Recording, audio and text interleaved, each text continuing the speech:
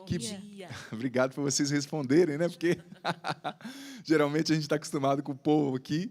Bom dia a você que nos acompanha por todo o sistema Canção Nova de comunicação. Deus abençoe muito você.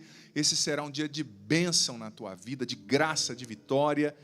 Um ótimo dia também a esses músicos queridos. Gosto muito de ouvir a Salete e a Patrícia cantando. As duas são maravilhosas, estão aqui animando. Também os nossos músicos maravilhosos. A Ju Moraes, que me deu um presente com a sua presença aqui hoje. Sejam muito bem-vindos. Deus abençoe a todos. E, gente, estou muito feliz de poder estar aqui pregando nessa quinta de adoração. Confesso que o cronograma da gente, né, meu como sacerdote, às vezes é meio apertado e nem sempre eu consigo estar assim nesses momentos esporádicos como uma quinta-feira de adoração.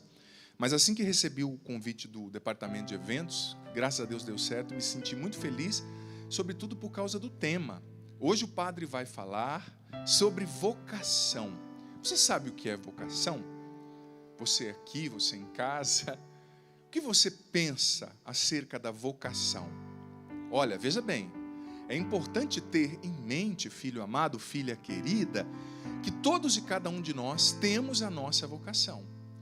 Muitas vezes quando se fala de vocação, tem gente que pensa que vocação é só coisa de padre, de freira, de missionário. Todos e cada um de nós temos a nossa vocação. A palavra vocação vem do verbo latino vocare, que significa chamar. Chamar. Todos nós temos um chamado na vida. Você sabe qual é o seu chamado? Você já parou para pensar o que Deus tem para você? É, você mesmo. É claro que existe a vocação universal, né? A doutrina da igreja nos ensina. Nós somos, todos e cada um de nós, vocacionados à santidade. É a vocação universal de todo cristão. E dentro desse projeto de santidade, nós somos vocacionados ao amor, porque ninguém se torna santo se não ama, e se não ama muito, se não se esmera para amar como Deus ama, né? Mas também, não obstante esse projeto universal de santidade, existe o projeto de Deus para cada ser humano. Para cada ser humano. Filho amado, filha querida, quando Deus te criou, Ele já colocou na tua alma um chamado, uma vocação. Claro que existe dentro dos chamados, o chamado maior, assim, da sua vida. E dentro do chamado maior, pode colocar um pouquinho mais de teclado para mim, por gentileza, pouquinha coisa. Existe o chamado maior, que é, por exemplo, eu sou padre, é o meu chamado maior, né? Sou sacerdote, muito feliz como padre, graças a Deus. Mas dentro do meu chamado maior, que é o sacerdócio, existem vocações específicas, chamados específicos aos quais o Senhor me chama. Por exemplo, eu me sinto muito chamado dentro do sacerdócio a cuidar das pessoas humanas, né? Pessoa humana parece até redundância, né? Que pessoa é sempre humana, mas no sentido de cuidar da humanidade das pessoas. Eu gosto de ouvir as pessoas, eu gosto de ajudar, e eu me sinto tão feliz quando eu vejo assim que eu conversei com uma pessoa numa circunstância, e depois de um tempo ela vai reagindo às provocações que como padre eu dei, provocações para o bem, para o crescimento, para a cura, para o amadurecimento, e depois de um tempo eu percebo que ela está melhor. Dentro do sacerdócio, eu me sinto chamado a cuidar da humanidade das pessoas, ajudar as pessoas a lidarem com elas mesmas. É um chamado específico dentro do chamado. Mas todos temos o nosso chamado. Alguns são chamados ao casamento, alguns são chamados ao sacerdócio, outros à vida religiosa, outros à vida missionária, outros a um trabalho na paróquia. Alguns são chamados dentro da sua vocação específica, seja o casamento ou o sacerdócio, por Deus à pregação, a serem profetas. Outros são chamados à música, a evangelizar através da música. Todos temos o nosso chamado. Até você, talvez idoso, idosa, viúvo, viúva, talvez se sentindo inútil nessa fase da sua vida, acontece, né? Saiba que você tem um chamado. É você, que Deus te chama a se tornar um intercessor nesse momento da sua vida. A sua oração tem muito poder. Deus te chama a se tornar alguém que reza, que intercede pelas necessidades do mundo, da sua família. Você doente, Deus te chama a ofertar as suas dores, os seus sofrimentos, pela salvação da humanidade, pela conversão das pessoas, pela salvação da sua família. Mesmo você já casado, pai, mãe, Deus tem um chamado para você dentro do seu chamado. Você que é mãe, você que é pai, você precisa lutar para corresponder ao chamado de Deus, sendo a melhor mãe que você puder, o melhor pai que você puder, o melhor esposo, fiel, ordeiro que você puder, a melhor avó que você puder. Você sabia que em todo chamado há uma graça? Sim, porque aquilo que a gente chama na teologia mística de graça de estado. Sobre todo chamado há uma graça de estado. Por exemplo, se você é padre, Deus te dá a graça de estado. São João Maria Vianney diz que se nós perecemos demais no exercício da nossa vocação, é porque nós não estamos usufruindo de todas as graças que Deus nos deu para realizá-la. Deus te dá uma graça quando você recebe a vocação. A graça de estado, você padre, você mãe, você pai. Deus te deu uma graça de estado, você avô, avó, você senhor bispo. Deus te deu uma graça de estado, você religiosa.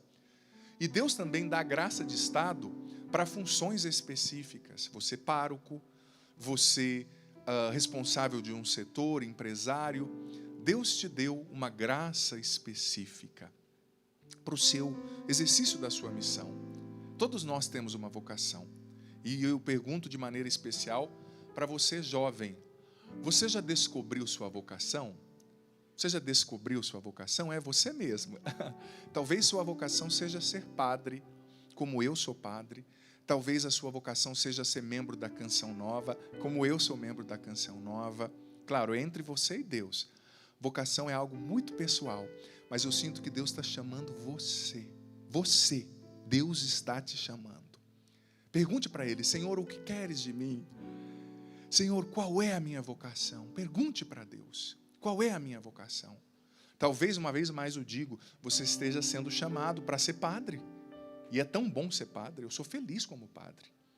Talvez você esteja sendo chamado para ser membro da Canção Nova. Tem aí a nossa equipe vocacional, você pode entrar em contato pelo e-mail. Talvez você esteja sendo chamado para ser membro de uma outra comunidade, ou talvez para constituir uma família aí, servindo na sua paróquia, na sua igreja. Você também é irmão de outra denominação cristã, cumprindo a sua missão. Todo dom, todo chamado, há uma graça sobre esse chamado. Deus derrama uma graça abundante, mas também existe uma tarefa sobre o chamado. Uma tarefa. Há uma graça? Sim, há uma graça. Mas há uma tarefa. Por exemplo, se você recebeu o chamado de pregar, né? Para profetizar, você recebeu a graça de estado para pregar, mas você precisa desenvolver o dom. A tarefa de desenvolver, de crescer, é sua. Talvez a pessoa tenha até habilidade para falar com as palavras, talvez ela até se expresse bem, né? Mas ela não tem conteúdo, ela não estudou, ela não leu a Bíblia, ela não conhece a Bíblia. Então é preciso conhecer a Bíblia. Por que não, talvez, estudar um pouco de retórica, né? Retórica é a arte de comunicar com ênfase, com clareza. Então, há uma graça no chamado, mas há também uma tarefa a desenvolver, como esses músicos maravilhosos. Você acha que a Juliana, por exemplo, já nasceu tocando perfeitamente assim? Não, ela com certeza, ela me contou uma vez, começou a estudar muito nova, assim o Júlio, os meninos todos, né, começaram a tocar novos, e eu tenho certeza que eles estudaram muito para chegar assim, né? É que nem um amigo meu falou um dia para mim, olha, eu rezo tanto para Deus me dar o dom de falar inglês. Eu falei, vai colocar um chip na sua cabeça, é outra estrutura gramatical, é outra construção, né? Deus vai te ajudar a aprender inglês, mas você tem que estudar. Você tem que entender a gramática, é outra gramática, é outro jeito de pensar, né? E assim em qualquer língua. Então existe uma graça sobre o dom, mas existe também uma tarefa sobre o dom, sobre o chamado, né? Deus me chamou a ser padre, mas Ele sabe o quanto que eu luto. a cada dia para corresponder à dignidade, à altura da minha vocação. Porque ser padre é algo muito lindo, né? É algo santo. Você traz Jesus a cada dia na Eucaristia vivo para alimentar os fiéis, você absolve os pecados, mas aqui dentro tem um homem ainda. Um homem muitas vezes ferido pelo pecado, pela própria história, com suas tendências, que precisa estar sempre rezando, praticando a ascese, né? O jejum, a oração, para submeter a si mesmo o temperamento, as más tendências à graça de Deus. Então, tendo introduzido dessa forma, eu disse que tem a vocação universal, tem as vocações específicas, que são chamadas estados de vida, o sacerdócio, o casamento, o celibato, e existe o chamado dentro do chamado, né? As aptidões que Deus nos dá para ser padre, para ser pai, para ser mãe. Mas olha, Deus vai pedir conta da nossa vocação. Eu não gosto de um discurso condenatório, nem é esse o meu propósito. Mas eu preciso ser honesto com você. Deus vai pedir contas da minha, da sua, da nossa vocação. E pedir contas significa pedir os frutos. Eu sou um sacerdote, Deus me deu dons.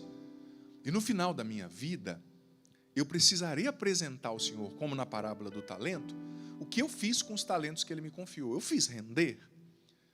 A sua vocação, quais frutos ela produz? Eu sei, filho amado, filha querida, que às vezes a gente se cansa da mesmice do dia a dia, das chateações da vida. Esses dias eu conversava com uma jovem que é mãe, casada, minha amiga, de muitos anos. Ela e o marido são muito meus amigos. E ela dizia, Padre do céu, eu estou fazendo home office, né? Está trabalhando em casa.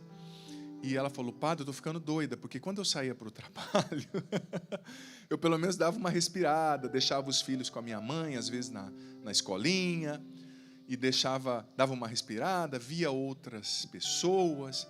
Chegava em casa à noite, dava um beijo no meu marido, um beijo nas crianças, curtia a presença deles. E ela me dizia, agora, Padre, há 24 horas, o marido na minha cola, as crianças fazendo bagunça, o chefe pedindo relatório, pedindo coisa. E às vezes, pelo fato de você estar em casa, o chefe acaba pedindo até mais coisas, né? É quem está estudando online, né? Está vendo como que, às vezes, os professores pedem até mais coisas do que pediam na aula presencial, né? Não é fácil. Mas olha, nesse emaranhado de situações, sentimentos, circunstâncias que a gente está vivendo nesse tempo, a gente precisa, filho amado, filha querida, entender que nós temos um chamado. E que o nosso chamado é um dom, é algo muito precioso. A gente precisa cuidar desse chamado. Porque Deus vai pedir conta do nosso chamado. E o nosso chamado precisa produzir fruto. Você que é mãe, mais uma vez eu digo, eu sei que tem as chateações, mas renove a sua disposição e peça a Deus a graça de ser a melhor mãe que você puder, sendo atenta, cuidando dos seus filhos, dando bronca quando necessário, mas também amando, sendo paciente. Não adianta só dar bronca. Pai e mãe não educa só na base da pancada e da bronca. Criança é criança, faz barulho, faz bagunça. Você que é pai, você precisa lutar para ser o melhor pai que você puder, presente, brincando com seus filhos, não só brigando, sabe, mas brigando, corrigindo, melhor dizendo, quando necessário também, né? Você idoso, idosa, tua missão não acabou, porque Deus ainda não te chamou. Se tivesse acabado, você já tinha ido. Se você está aqui, é porque Deus quer contar com você. Torne-se um intercessor aí na sua casa, você sozinho por causa dessa pandemia, você viúvo ou viúva. Torne-se alguém que ora incessantemente. Lute para ser fiel ao seu matrimônio, à sua vocação, a cuidar da rosa, da flor que é a sua vocação. Você, padre, com todo o carinho, respeito, digo, lute para ser pastor. Padre precisa ser pastor. Padre não é chamado a ser popstar, a ser estrela. Padre é chamado a cuidar das pessoas. E olha, eu digo para você que é sacerdote, nada realiza mais a gente do que cuidar das pessoas. Você vai perceber. Porque Deus te fez para isso. Você pode fazer muitas coisas, ter muitas realizações, e é bonito. A gente usa da arte, da literatura, da música. É bonito, sim.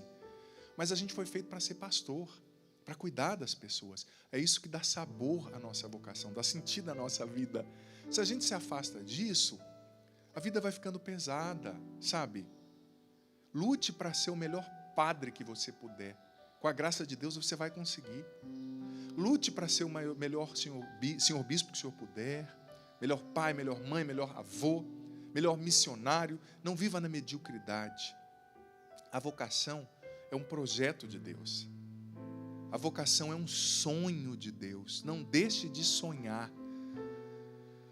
Não deixe de sonhar o sonho que Deus já sonhou para você. Ai, padre, mas eu sou tão pequeno, tão limitado. Ah, meu filho. Deus é especialista em escolher gente pequena e limitada. Deus é especialista em escolher pessoas para quem ninguém dá nada, para os quais ninguém dá nada.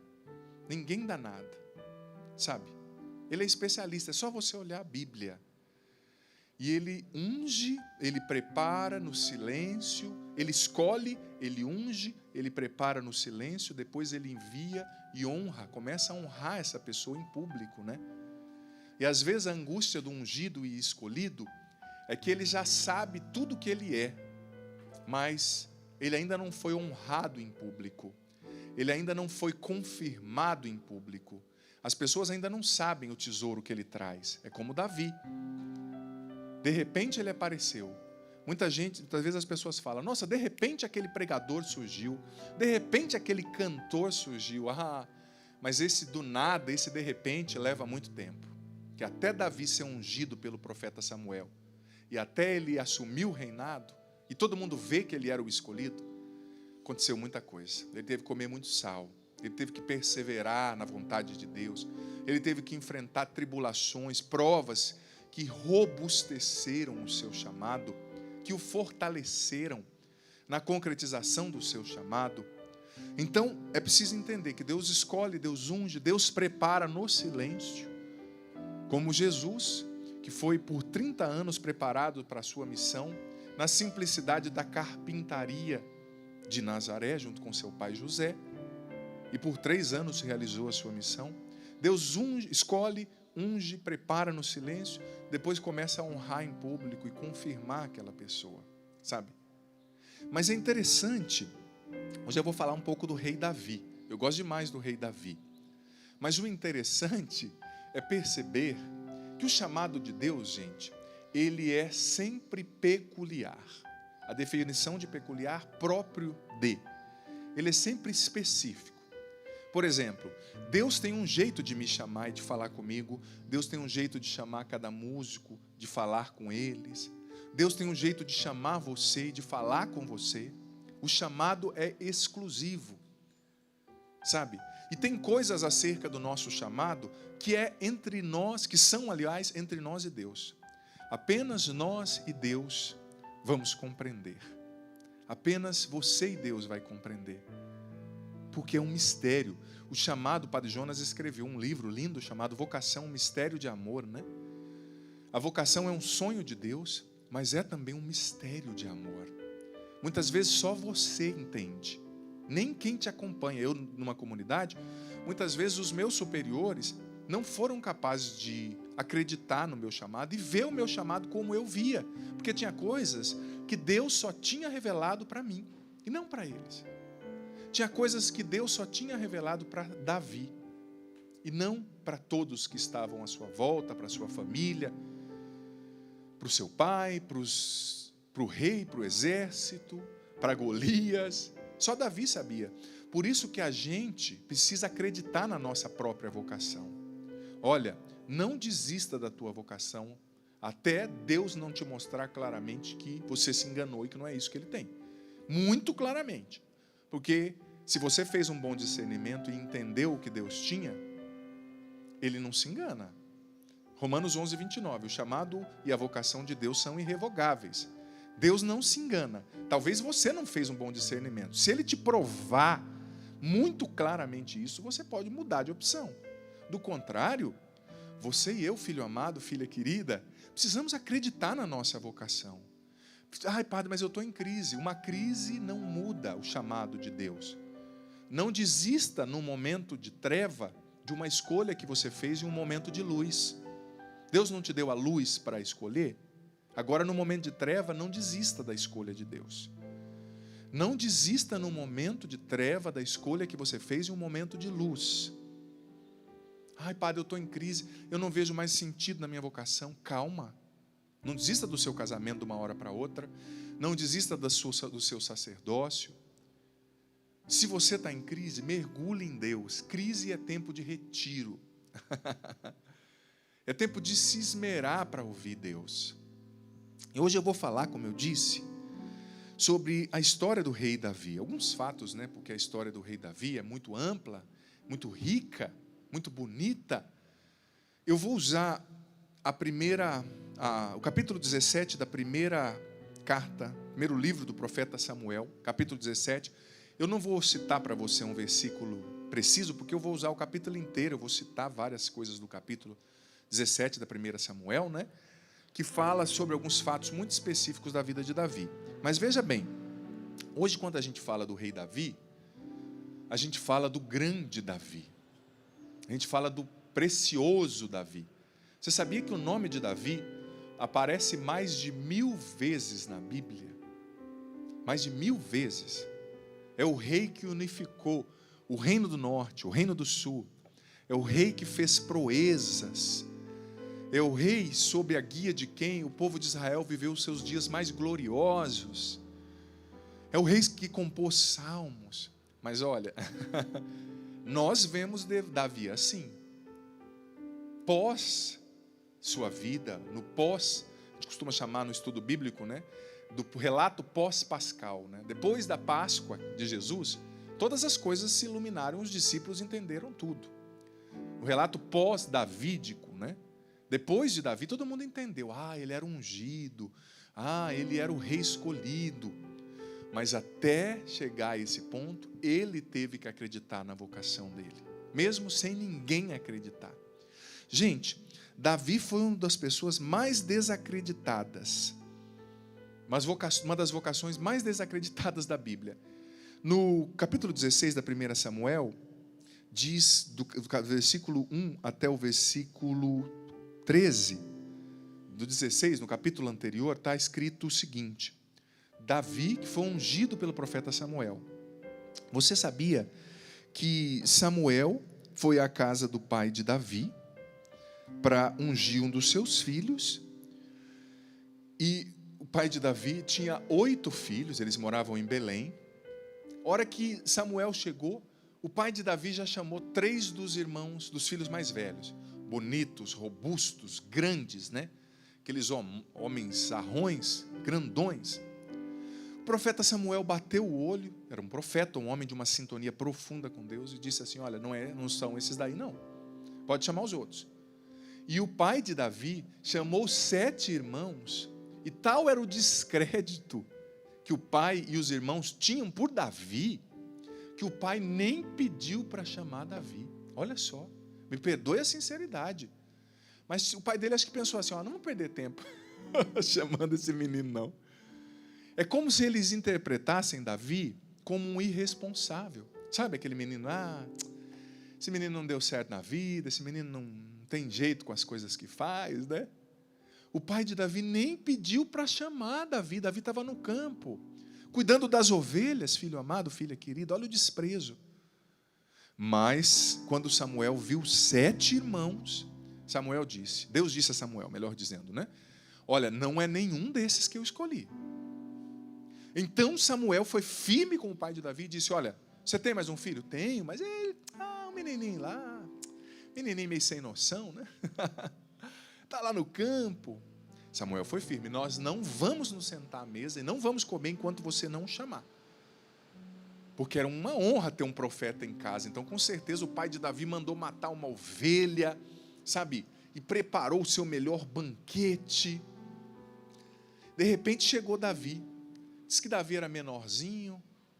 Davi tinha um rosto bonito, diz a Bíblia, né? Era ruivo, cabelinho penteadinho. Geralmente as pessoas têm preconceito. Se chega uma pessoa falando direitinho, cabelo penteado, bem vestido, fala: isso aí é uma almofadinha, né? Isso aí é um cara fraco, né? Não tem têmpera. Ele não tinha aparência de guerreiro, robustez de gladiador, né? Mas a hora que Samuel bateu os olhos em Davi, ele viu, porque estava inspirado pelo Espírito de Deus, óbvio, o que ninguém via. Ele viu ali o grande Davi, naquele menininho mirradinho, ele viu o escolhido de Javé, ele viu o homem segundo o coração de Deus. E Samuel disse ao pai e aos 7 irmãos que testemunharam esse fato: esse será o rei de Israel, eu vou ungí-lo. Gente, e a Bíblia diz que mesmo Davi sendo ungido por Deus ali, através do profeta Samuel, os seus irmãos ainda não acreditavam nele. O seu pai ainda não acreditava nele. É como assim, ungiu, né? Mas vamos ver o que vai dar isso aí. O que vai dar esse menino? E a Bíblia também diz que a partir daquela unção, o Espírito de Deus, o Espírito Santo, se apossou, se apoderou de Davi. Ninguém via, mas o Espírito Santo estava ali, se apossando, se apoderando de Davi. E o que acontece? O capítulo 17 prossegue contando a história que os irmãos mais velhos de Davi foram combater junto ao exército do rei Saul contra os filisteus. E eles estavam num vale, né? Acho que é o vale de Gad, se eu não me engano, justamente o vale de Gad. De um lado estava o exército dos filisteus, altamente armado, e o vale no meio. Do outro lado, o exército de Israel. De repente, apareceu, do lado do exército dos filisteus, um guerreiro gigante. Pelo que a Bíblia diz, a tradução da CNBB está até trazendo isso, pelo número de côvados, né? Côvado geralmente é essa distância entre o cotovelo e o punho, né? Geralmente era isso. Pelo número de côvados que a Bíblia diz que ele tinha aproximadamente 3 metros, né? Imagina, era grande, mas não era aquela coisa fantasmagórica que se pinta nos cartoons infantis, né? Às vezes, como se Davi tivesse 8 metros, não é? Golias tivesse 8 metros. Não, ele tinha 3 metros.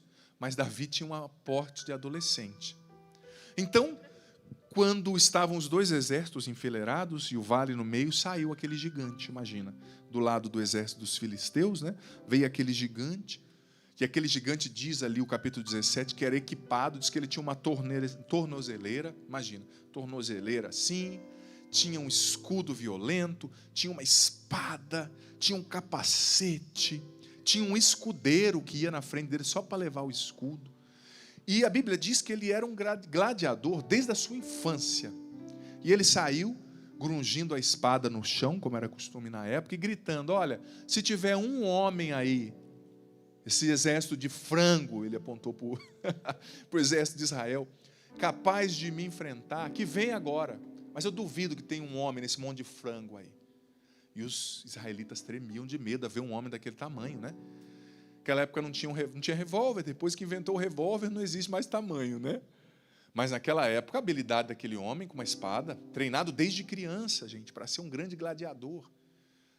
E todos se encolhiam. E o rei Saul, diz a Bíblia, já sofria de uma depressão. Imagina a pressão na cabeça desse rei.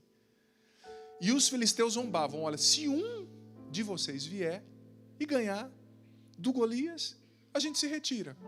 Agora, se perder, a gente invade e mata todos vocês. Aqueles homens tremiam como frangos. Mas o capítulo 17 vai contando que Jessé, o pai de Davi, no versículo 17, disse o seguinte, olha só. Disse Jessé a seu filho Davi: toma para teus irmãos uma vasilha de grãos torrados e esses 10 pães, e leva-os correndo aos teus irmãos no acampamento, lá onde estava a guerra, né? Esses 10 queijos você vai entregar ao chefe do exército de 1000 pessoas ali. Informa-te se teus irmãos vão bem, traz um sinal de que cumpriste a tua missão. Eles estavam com Saul e todos os israelitas no vale do Terebinto, desculpa, não é o vale de Gad, é o vale do Terebinto, a lutar contra os filisteus. Davi era um filho obediente, partiu e logo foi, saiu de madrugada, no outro dia chegou lá no vale do Terebinto, deixou os 10 queijos com o chefe ali de uma seção de 1000 soldados, encontrou os irmãos: olha, o pai mandou isso aqui para vocês estão bem? O pai pediu para eu vir perguntar. Só que a hora que Davi chegou, apareceu Golias do outro lado, aquele gigante zombando e grugindo a espada no chão. Aí Davi, tomado por aquele santo furor, né, aquele santo zelo, perguntou, aquele adolescentezinho no meio de guerreiros, ninguém dava nada por ele, que foi levar queijo e coalhada para os seus irmãos. Mas ele perguntou: quem é esse incircunciso? Ou seja, alguém que vou usar a analogia, não era batizado, né? Não tinha circuncisão, que era o sinal da pertença a Deus, dos judeus, que está zombando o exército do Deus vivo. Aí os soldados começaram a contar, olha, aquele lá é um guerreiro desde a sua mocidade, é um gigante, ele é Golias. E o rei disse que quem vencer aquele homem, o rei vai isentar a casa do seu pai de pagar impostos, o rei vai lhe dar uma fortuna, e o rei ainda vai lhe dar uma filha do próprio rei para casar com esse guerreiro que vencer Golias. E Davi perguntou de novo para um outro foi te respondendo a mesma coisa. Mas olha só o versículo 28. O irmão de Davi ouviu Davi conversando com os soldados, e olha o que o irmão disse, Eliabe. Eliabe, seu irmão, versículo 28, seu irmão mais velho, ouvindo como Davi falava com os outros, irritou-se contra ele e disse: para que vieste aqui? Com quem deixaste aquelas poucas ovelhas no deserto? Eu conheço a tua presunção e a tua maldade. Foi para somente ver a batalha que viestes. Davi disse: que fiz eu? Eu só fiz uma pergunta. Olha só como o irmão dele o enxergava. Com quem você deixou aquelas poucas ovelhas? Ou seja, Davi, você é um fracassado. Você não deu certo. Não é nem assim, quem você deixou os grandes rebanhos. Não, é com quem você deixou aquele punhado de ovelha? Com quem? Por que você veio aqui? Eu conheço a tua malícia e a tua maldade. O irmão mais velho disse: gente, você acha que um cara mau vai acordar de madrugada para levar comida para os irmãos na guerra? Você acha que um cara mau vai acordar de madrugada para levar queijo, obedecendo o pai? Ele não era mau. Mas olha como o irmão dele ouvia. Os irmãos ouviam, né? A família. Davi era desacreditado, gente. Ninguém acreditava nele. Olha que humilhação. Mas ele viu aquilo e se interessou, né? E disse o seguinte: eu vou enfrentar esse filisteu. Ninguém tinha se oferecido. Então, quando os soldados ouviram dizer que alguém se ofereceu, foram falar para o rei Saul. Então, o rei Saul falou: chama esse soldado aqui, eu quero ver. Mas a hora que Saul viu Davi, versículo 33, mas Saul ponderou, disse para Davi: você não é capaz de enfrentar esse filisteu. Chamou Davi de incapaz, mais um que não acreditou em Davi. Olha que triste. Mais um que desprezou Davi. Você é ainda um menino, ele é um homem de guerra desde a sua juventude. Mais um, o rei, a autoridade não acreditou em Davi. Desacreditou a sua vocação. Às vezes na minha, na sua, na nossa vida, você talvez religioso, consagrado, muitas vezes as autoridades não vão acreditar na tua vocação. Mas você precisa acreditar, se Deus te mostrou que a tua vocação é autêntica. Davi já respondeu: teu servo cuidava do rebanho do pai. Quando vinha um leão, um urso, e tomava um carneiro do rebanho, eu os perseguia e os matava, tirando-lhes a presa da boca. Se eles me atacavam, eu os agarrava pela goela e os matava a golpes. Assim como o teu servo matou o leão e o urso, assim fará esse filisteu incircunciso, como se fosse um desses animais. Pois ele se atreveu a insultar as fileiras do Deus vivo. Gente, Davi acreditou na sua unção, no seu chamado. Você, filho amado, filha querida, você também.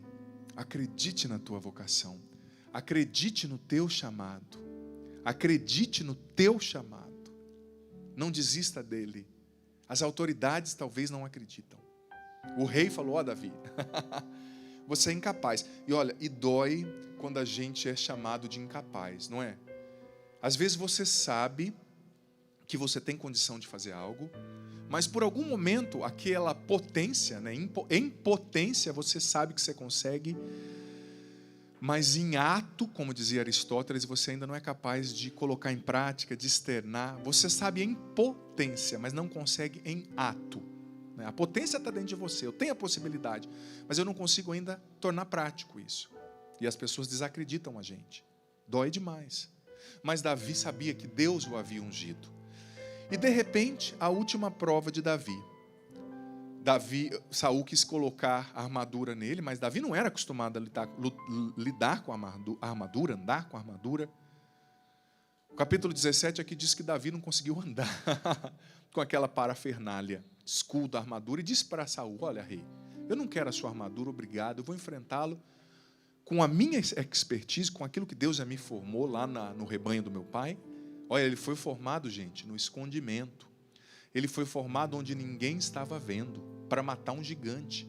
Ele foi formado enfrentando as lutas do dia a dia, a chateação, a mesmice do dia a dia. Às vezes a gente acha que para a gente ser um grande pregador, um grande ministro de música, a gente precisa estudar em Harvard. A gente precisa fazer mestrado lá em Cambridge. Mas não é assim. Deus forma os seus escolhidos na carpintaria do dia a dia, na cozinha, no trabalho, no metrô de cada dia, no ônibus, no cuidar dessa criança difícil. Deus está formando você, te preparando para a missão que Ele tem para você, no seu trabalho, na mesmice, na chateação. Então Davi falou, não, eu vou enfrentar esse guerreiro. E foi. Agora a última prova de Davi, o último descrédito. Gente, até o inimigo de Davi desacreditou de Davi. Até, vou usar a metáfora para dizer do diabo, nem o diabo acreditava no poder de Davi.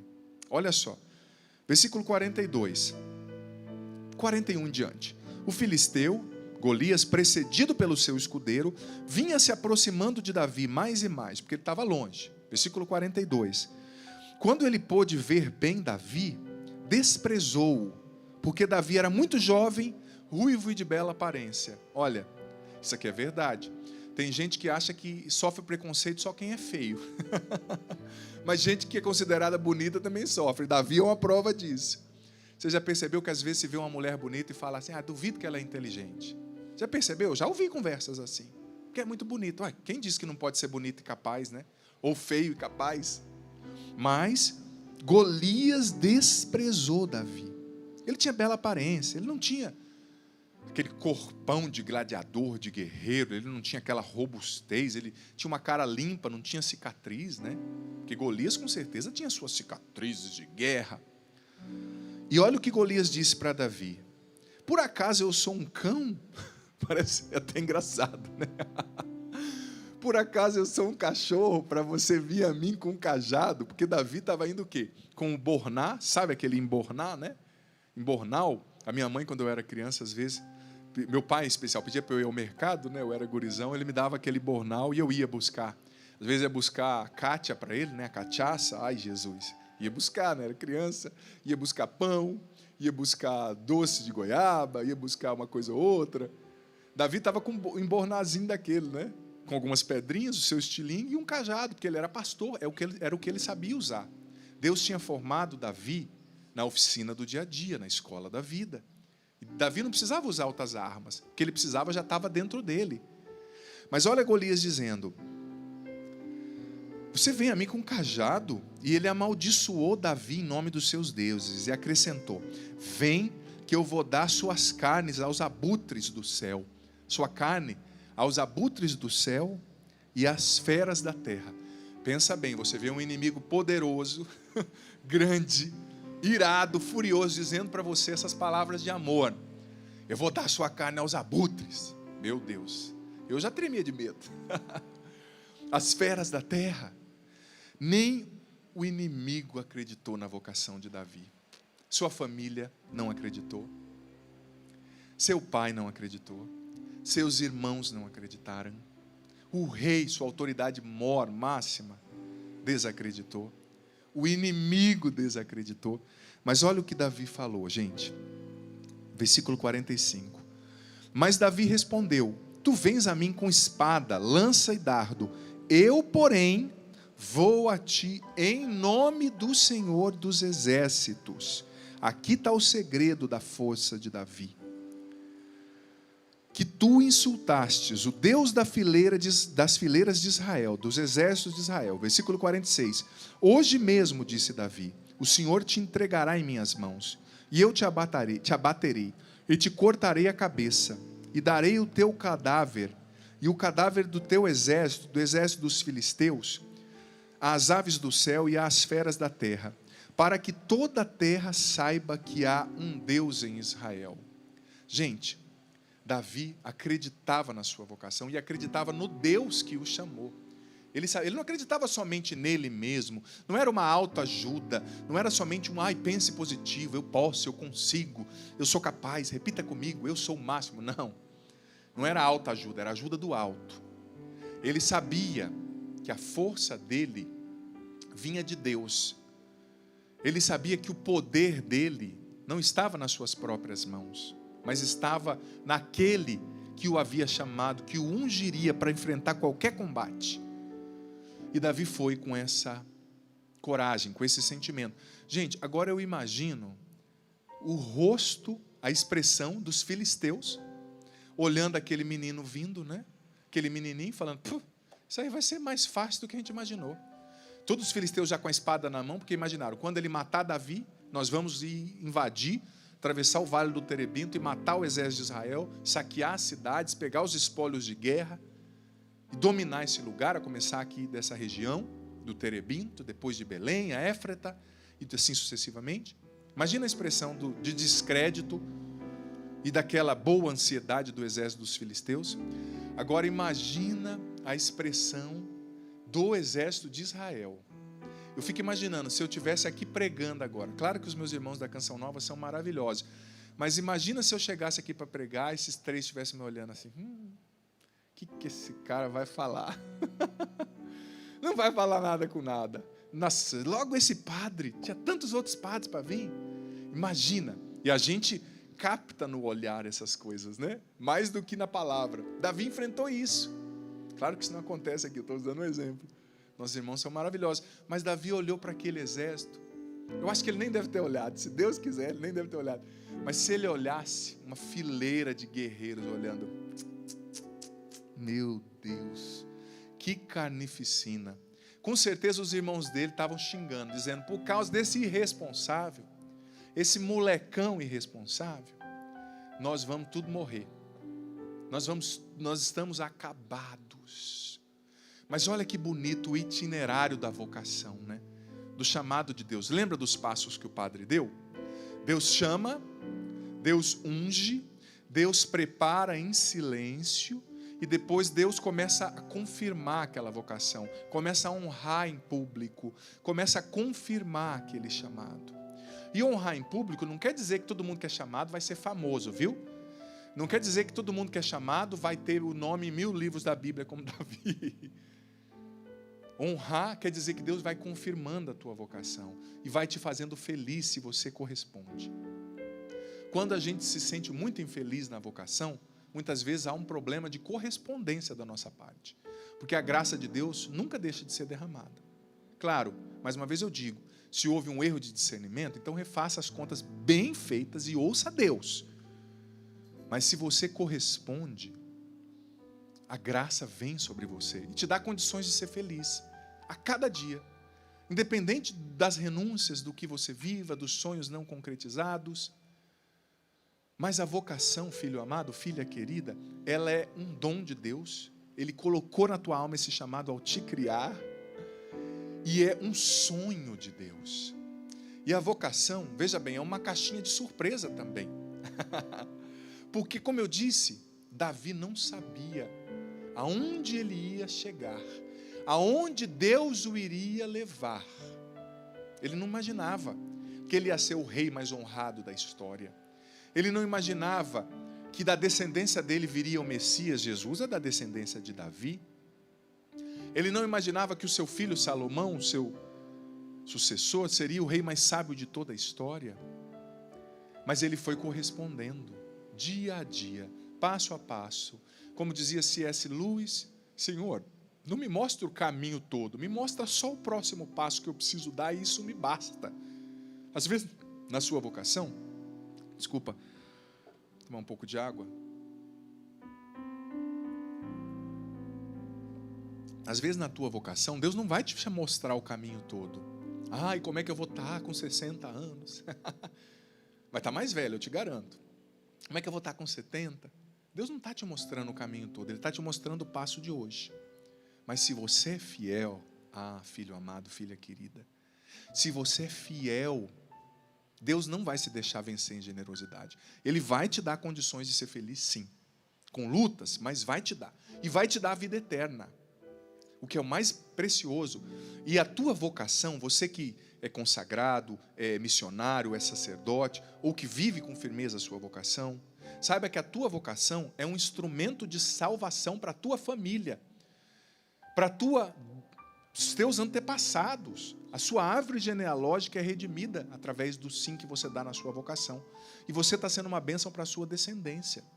Eu não sei se os meus irmãos de comunidade têm noção disso. Eu acho que só no céu a gente vai saber o quanto a nossa família foi salva através do nosso sim. Eu acho que só no céu, sabe? Quantas maldições foram quebradas na nossa linhagem, né? E que atingiriam a nossa posteridade através do nosso sim. Quando você dá sim a Deus, você se torna uma bênção. Onde você está, você se torna uma bênção para a sua família. Eu tenho consciência, com modéstia eu digo, que eu sou uma bênção para a minha família. Tenho consciência. Tenho consciência que esses meus irmãos aqui são uma bênção para a família deles. A Salete, a Patrícia, a Juliana, a Letícia.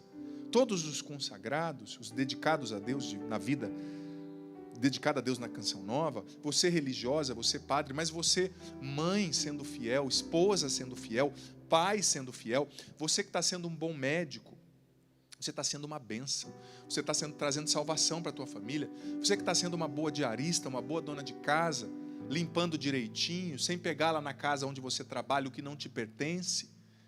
Você que está sendo um bom político. Olha, político é chamado a ser santo. A política é um instrumento, diz a DSI, a doutrina social da igreja, é um instrumento do bem comum, para o bem comum. Você que é político, conheça os documentos da doutrina social da igreja, a começar da Rerum Novarum, do Papa Leão XIII, que foi escrita no final do século XIX, mas também as Centésimos Anos, do Papa João Paulo II, e toda a doutrina social da igreja. Você que é político, você é chamado a ser honesto, a ser um político santo, que obedece a Deus, que é fiel a Deus, que é justo. A política é um instrumento para o bem comum. Você sendo fiel à sua vocação na política, você vai ser uma bênção. Gente, a vocação, sobretudo uma vocação religiosa, ela abre as sendas, as estradas da nossa família para a salvação de Jesus. Muitos familiares seus que estão até distantes de Deus, nossos irmãos de comunidade, vão ser salvos através do nosso sim. Então, quando você estiver sofrendo, porque na tua vocação as coisas estiverem pesadas, você mãe, você pai, você avô, você padre, você bispo, você religiosa, você missionário da Canção Nova, de outras comunidades, você marido, quando as coisas estiverem difíceis, lembra disso, tua vocação tem sentido, a tua vocação está salvando a sua família e a você mesmo, a tua vocação está sendo uma bênção para você e para os seus. Então acredite no que Deus já te revelou e saiba, como eu disse, filhas, desculpa, tinha um relógio que ficava aqui, não sei se ele está aí, se tiver vocês colocam, não está, né? Porque o padre está sem relógio, então você vai me avisando. Domingo eu preguei aqui, tinha um relógio ali, né? Ajuda a gente a se situar, mas sem perder o trem do nosso pensamento aqui, voltando. A vocação da gente é uma caixinha de surpresa. Você não imagina aonde Deus vai te levar. Você não imagina se você for fiel. Claro que Davi enfrentou Golias, venceu com a unção do Senhor, ele usou ali o seu estilingue. E a Bíblia diz que quando Golias vinha com o grugindo da sua espada e gritando, né, tinha os gritos aterradores de guerra, Davi só pegou a pedra no seu estilingue, mandou uma na testa do gigante. A Bíblia diz que a pedra cravou na testa de Golias, ele caiu, talvez não tivesse morrido ali, mas Davi, gente, ele não tinha nem espada. Ele foi correndo, pegou a espada do próprio Golias e cortou a cabeça do Golias. A hora que o exército dos filisteus viu que o seu guerreiro mais temido, mais forte, tinha sido assassinado por um adolescente, fugiram. E o povo de Israel festejou essa vitória fantástica. A partir daí, Deus começou a confirmar a vocação de Davi. Só que depois Saul teve ciúme de Davi, perseguiu Davi. Você sabe a história, se não souber, leia. Primeiro livro do profeta Samuel, depois do capítulo 17. Deixo aí a dica para você, né? Davi ainda passou por muita luta. Davi ainda passou por muita provação. Davi ainda passou por muito descrédito. Porque vocação não é assim. Você foi chamado, seus problemas acabaram. Deus sabe as lutas que eu vivi para chegar aqui, que eu vivo, que os meus irmãos vivem, né? Deus sabe. Mas Deus foi confirmando, e as provas que Davi viveu não foram para desanimar Davi, para desencorajar Davi, ao contrário. As provas foram para preparar Davi para aquilo que Deus tinha para ele. Saiba que o seu sofrimento de hoje não é um castigo de Deus. A prova de hoje, ela forja o teu caráter, ela prepara a tua alma para tudo aquilo que Deus tem para te confiar. Davi não imaginava, mas o sim de cada dia vai abrindo novas portas e novas portas e novas portas. Olha, por mais que você não esteja vendo ainda os resultados, filho amado, filha querida, seja fiel no cotidiano, você cantor, você músico.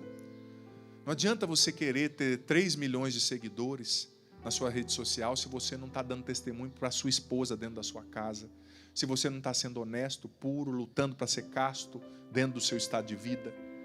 Deus não vai honrar quem não honra o próprio chamado. Honre o seu chamado, seja santo, lute pela santidade, que Deus vai honrar você sim. Gente, olhando para a minha própria história, eu vejo muito disso aqui, de Davi. Eu tenho uma história, já contei meu testemunho várias vezes pela Canção Nova, né? E depois que eu superei os vícios, tudo aquilo que eu tinha vivido na minha adolescência, eu fui dando passos para descobrir minha vocação. Mas no começo, muitas pessoas também falaram, esse menino aí que foi drogado, esse menino aí, meu pai é caminhoneiro, eu tive caminhão uma época também, né? Não tenho cara não, mas já fui caminhoneiro, tá? Tenho carteira para dirigir caminhão, carga perigosa, todas essas coisas. E eu lá, no dia a dia, trabalhei numa fábrica também de elevadores, uma multinacional, lá, um serviço pesado. E as pessoas me viam lá, carregando caminhões, mexendo com aqueles ferros que são as guias do elevador, cheio de óleo, né? Mas ali Deus foi me forjando e foi me revelando o que Ele tinha para mim. E eu acreditei na minha vocação. Às vezes as pessoas não acreditaram também. Às vezes as pessoas dentro da minha instituição, não por mal, é um processo humano, né? Fora, antes de eu entrar na Canção Nova. Mas Deus tinha me revelado e eu sabia o que Ele tinha me falado. Eu precisei acreditar na minha vocação. Se você não acreditar na tua vocação, no sonho de Deus para você, quem vai acreditar? Acredite, porque Deus não desistiu de você. Padre, mas eu estou no pecado. Sai, confessa e recomeça, reza. Seja radical, Deus vai te ajudar. Você vai conseguir com a graça dEle. Quero pedir aos cinegrafistas que façam uma imagem bem bonita desse nosso crucifixo. Focalizem aí o nosso crucifixo, o nosso crucificado. E eu vou te dar aqui 1 minuto, filho amado, filha querida. Eu gosto muito de fazer isso. Antes até de rezar, de cantar. Olhando para Jesus, para o crucificado, eu quero que você reflita. Por 1 minuto você só vai ouvir os acordes do violão, do teclado, aliás. O padre não vai dizer nada. E você vai pensar, como está a minha vocação?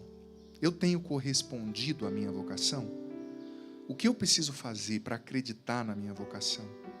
O que eu preciso fazer para retomar? E vocação, como eu disse, não é só de religioso. Você médico, você diarista, você padeiro, você açougueiro, você pregador, você músico. É você e o Senhor agora.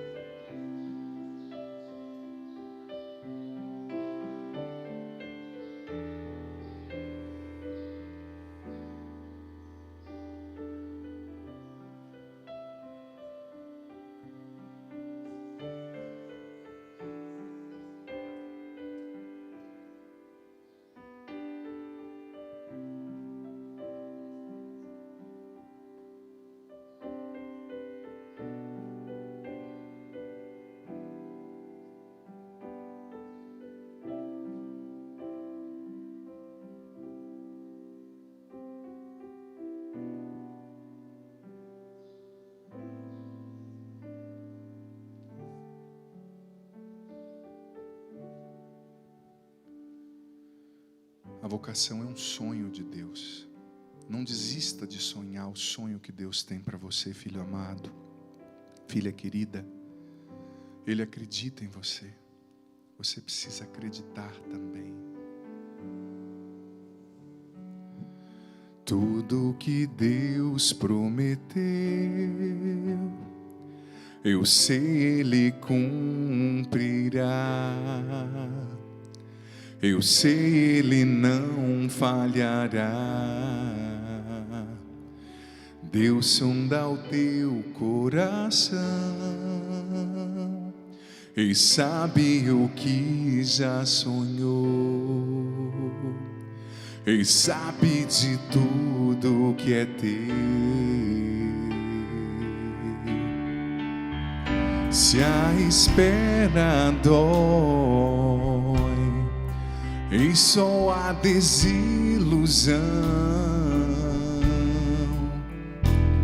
se não acredita mais, ouça a voz de Deus. Nunca vi um justo só. Abrace a esperança. Tudo que é teu está no coração de Deus. Não deixe de sonhar, basta enfim acreditar. Tudo que é teu está no coração de Deus. Não deixe de sonhar, basta enfim acreditar.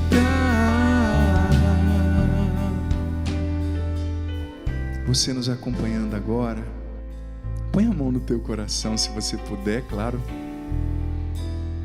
Deus tem um sonho para você, filho amado, filha querida, e o sonho dele vai acontecer.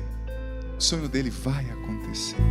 Escuta mais uma vez essa canção e deixa Deus falar com você. Tudo que Deus prometeu, eu sei Ele cumprirá. Eu sei Ele não falhará. Deus sonda o teu coração e sabe o que já sonhou. Ele sabe, e sabe de tudo que é teu. A espera às vezes dói. Se a espera dói e só a desilusão, se não acreditas mais, ouça a voz de Deus. Nunca vi um justo só. Abrace a esperança. Tudo que é teu está no coração de Deus. Não deixe de sonhar, basta enfim acreditar. Tudo que é teu está no coração de Deus. Não deixe de sonhar, basta enfim acreditar. Senhor, nós te pedimos nessa manhã, ressuscita os teus sonhos no nosso coração. Senhor, quantas pessoas cansadas, Senhor, quantas pessoas desanimadas, Senhor, quantas pessoas perdidas no cumprimento da própria vocação, que perderam a noção do teu chamado. Quantas pessoas cansadas, desanimadas, enganadas pelas próprias emoções, enganadas pelos pensamentos negativos, pela depressão, pela ansiedade, pelas crises. Quantas pessoas enganadas pelo próprio pecado, quantas pessoas desistindo da própria vocação, que é o teu sonho para nós, Quantas pessoas deixando de sonhar, Senhor, os teus sonhos, os teus planos. Quantas pessoas desistindo de ser feliz, de lutar, de acreditar. Senhor, cura os corações nessa manhã. Senhor, liberta as mentes. Senhor, ressuscita os sonhos. Derrama sobre nós agora o Teu Espírito Santo, Senhor. Derrama sobre nós agora a graça do Teu Espírito. Tudo que é nosso está no Teu coração, Senhor. Nós não queremos desistir de sonhar os Teus sonhos para nós. Nós não queremos desistir das nossas vocações pessoais. Derrama sobre nós agora o Teu Espírito Santo, Jesus, e nos liberta da surdez espiritual, que não nos deixa ouvir a Tua voz. Nos liberta da cegueira espiritual. Vem, Espírito Santo, nos liberta da insegurança, do medo de seguir a Tua voz, de corresponder à nossa vocação. Quantas pessoas pensam muitas vezes que viver a própria vocação é uma perda de tempo. Quantas pessoas pensam muitas vezes que corresponder ao chamado de Deus é um desperdício da vida, mas isso é mentira, Senhor. Vem e nos liberta. Vem e nos batiza agora com o Teu Espírito Santo, Senhor. Quantas pessoas vivendo essa espera que dói, Senhor, onde só há desilusão. Quantas pessoas não acreditando mais. Vem, derrama sobre nós o Teu Espírito, Senhor. Vem, nos batiza agora. Ressuscita em nós a esperança. Ressuscita em nós a força, a coragem de sonhar. Que nós não desistamos de sonhar, Senhor. Que nós não desistamos de corresponder à nossa vocação. A Tua vocação é um sonho. A nossa vocação, aliás, é um sonho Teu para nós, Senhor. Liberta-nos do torpor, da tibieza, do desânimo, da tristeza, das historinhas que nós contamos para nós mesmos para não viver a nossa vocação. Liberta os consagrados, os pais, as mães, os casados, os bispos, as religiosas. Que a depressão não anula a nossa vocação, a doença não anula a nossa vocação. Que nós lutemos para corresponder ao Teu sonho, Senhor. Para encerrar, se a espera dói, se a espera dói, e só a desilusão, se não acreditas mais, ouça a voz de Deus. Nunca vi um justo só. Abrace a esperança. Tudo que é teu está no coração de Deus. Não deixe de sonhar, basta enfim acreditar. Tudo que é teu está no coração de Deus. Não deixe de sonhar, basta enfim acreditar. O Senhor esteja convosco. Ele está no meio de nós. Que desça sobre você tua vocação, sonhos de Deus para você, ressuscitando esses sonhos e te colocando na estrada certa da correspondência do chamado do Senhor. A bênção do Deus Todo-Poderoso, Pai, Filho e Espírito Santo. Amém. Amém. E a partir de agora a gente já entra nesse segundo momento fantástico, que é a adoração. É diante do Santíssimo, filho amado, filha querida, não saia daí. É agora a adoração que você vai dar a sua resposta. Diante de Jesus vivo na Eucaristia. Ele está te chamando hoje. Apresenta para Ele suas dores, pede ajuda. E Ele não escolhe os capacitados, Ele capacita os